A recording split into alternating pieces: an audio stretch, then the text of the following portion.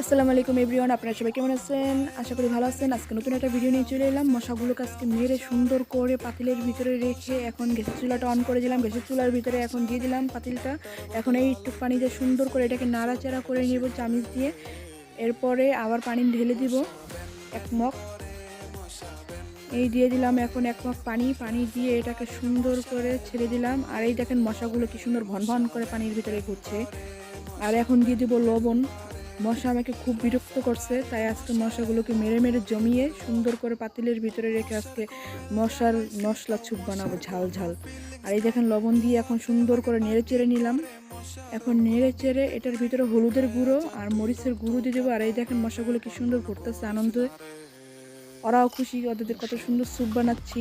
আর এই স্যুপটা বানিয়ে আজকে বিড়ালকে খাওয়াবো আমাদের বাড়ির। আর এই দেখেন হলুদের গুঁড়ো মরিচের গুঁড়ো দিয়ে সুন্দর করে নাড়াচাড়া হয়ে গেছে আর কত সুন্দর মিঠাইয়ের একটা কালার আসছে। আজকে এই পর্যন্তই, আল্লাহ হাফেজ। আপনারা সবাই ভালো থাকবেন।